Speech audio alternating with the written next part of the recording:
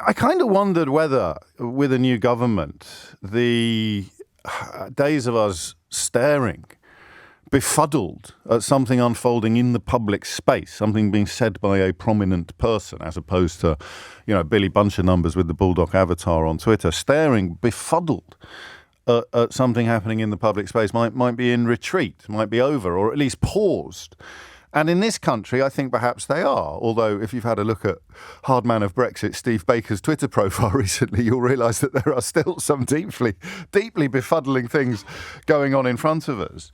But JD Vance is not some anonymous Twitter account with a bulldog avatar and lots of flag emojis in his descriptions. He's an extremely intelligent human being who wrote a beautiful book. Well, not a beautiful book. He wrote a very good book called Hillbilly Elegy, which sought to sort of track the state of the abandoned parts of America, or the parts of America that feel abandoned. And it was compelling. He also compared Donald Trump to Adolf Hitler not that long ago in a message to friends, and spoke very powerfully about what a grave threat Donald Trump posed to all manner of American institutions and freedoms. But he's been on what I believe the Americans like to call a journey, and he has ended up both as the vice presidential running mate of Donald Trump in November's election and a kind of anointed recipient of great largesse from various billionaires with questionable views, two of whom set up PayPal, actually, a guy called Peter Thiel and, of course, Elon Musk. Both seem to be big fans of this guy, or at least big fans of wherever it is that he's ended up. But he's also ended up saying some very strange things about this country. 6 minutes after 10 is the time, and I think it's worth actually listening to them, because I don't understand what is going on. I've got theories, I've got thoughts, which I will share with you shortly, but I think you need to get your ears around this first. By the way, I have to beat up on the UK just one additional thing. I was talking with a friend recently, and we were talking about, one of the big dangers in the world, of course, is nuclear proliferation, though, of course, the Biden administration doesn't care about it. And I was talking about, what is the first truly Islamist country that will get a nuclear weapon? And we were like, maybe it's Iran, maybe Pakistan already kind of counts. And then we sort of finally decided maybe it's actually the UK, since Labour just took over. But to my Tory friends, I have to say, you guys have got to get a handle on this, but neither here nor there. So I think he's joking, right? Right? But I don't even understand it as a joke. I don't even get why it would be funny to that audience, or indeed why he would even phrase or coin this phrase. So that, I guess the first question we've got for you is what is actually going on here? So my initial theory was that he is the kind of intellectual wing of Billy Buncher numbers with a bulldog avatar, and that he believes that kind of stuff about no-go zone. Do you remember we had a caller about, 2 or 3 weeks ago? I forget precisely where from, but he was adamant that Sadiq Khan had introduced what he called Shakira law already in several London boroughs, and was keen to do the same in several others. Sadiq Khan, of course, has won 3 mayoral elections, and the notion of him somehow representing the absence or a lack of integration is laughably absurd. But not as absurd as somebody living in this country, breathing the same air that you breathe, drinking the same water that you drink, and concluding that the Mayor of London, who is a Muslim, but a Muslim widely respected and praised by other communities, most notably the Jewish community, in the context of some of these claims, that's most notable, would introduce Shakira, as he called it, law, and that Britain or London is full of no-go zones. I always read American Twitter accounts, or indeed completely anonymous Twitter accounts, telling me that I live in a city where that there are places that I can't go, that there are areas that I would be too frightened to walk in, or something like that. And I mean, that's obviously nonsense. But even if that were true, and there was some ethnicity-related reason why you might avoid a certain part of town, how does that translate into nuclear power or nuclear bombs? I sometimes hesitate to ask the question, what on earth is he talking about? But when it is somebody poised to become the Vice President of the United States of America, and when he is talking about us, I think you have to ask this question. What is he actually talking about? What is he doing?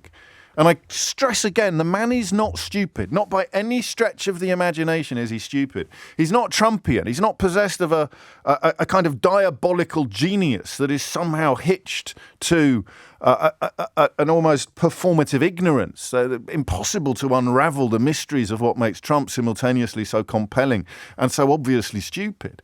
Vance is as bright as a button. He's changed his mind a million times, so often, in fact, that you have to question his authenticity and his sincerity. As we often say on this program, there's no point having a mind if you never change it. But if you're changing it every day, then there's probably very little point in having a mind in those circumstances either. So he is categorically not stupid. So why did he say this? Who is he talking to and what is he talking about? I'm getting messages now saying it's not Shakira law, it's Sharia law, James. Sorry, I should have clarified. My caller kept calling it Shakira law, which I thought was quite emblematic of the kind of person that signs up to this sort of nonsense. He didn't even know the correct word to use, which in this context would be Sharia. So sorry, I presumed you'd heard the call, you'd heard the clip, and I didn't need to explain that. And what was really interesting about that call, I think it was one of the most interesting calls we've taken on the programme in the context of what I think JD Vance is flirting with here, was that we did a live on-air fact check.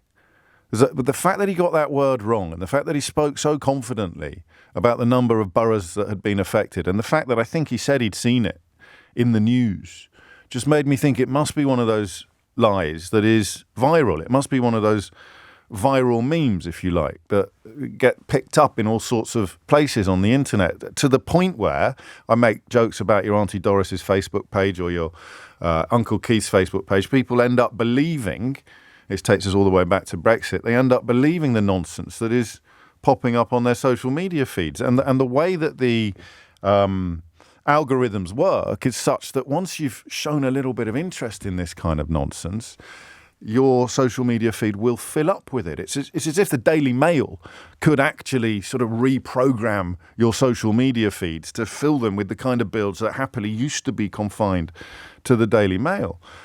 And I'm always slightly torn between laughing at people who find themselves down such rabbit holes to the point of calling Sharia law Shakira law while talking utter bilge about it, and troubled because, you know, his vote is worth the same as your vote. He could live on your street, could be in your family, you could be sitting next to him at work today. And that's worrying. If people can believe such crazy stuff is deeply worrying. But when Donald Trump's choice of vice president suggests that Labour will make the UK the first truly Islamist country with nuclear weapons, and when it is reported in the kind of newspapers that have helped to create this febrile atmosphere with shock, the Daily Mail reports it today with shock and disapproval, I don't understand what JD Vance thinks that he's doing. I think, and I need to double check this, that in numbers terms, in purely statistical terms, there are roughly the same number of Muslims in America than there are in the UK, perhaps slightly more, but obviously in percentage terms, given our colonial history, the figure's going to be much higher. But that's people who identify as Muslim. Islamist is a completely different definition. And yet JD Vance sees fit to sort of bandy it about in this kind of context. So it's categorically important to this question that JD Vance is a very clever man, right? He's a very clever man. So what's he doing? JD Vance is a very clever man, likely to become what I suppose is technically the second most powerful man in the world next year, if the polls stay as they are now. And he is describing the UK as, well, potentially becoming, because there's a Labour government, potentially becoming the first truly Islamist country with nuclear weapons. And not for the first time in recent years, I am completely baffled as to what the point here may be.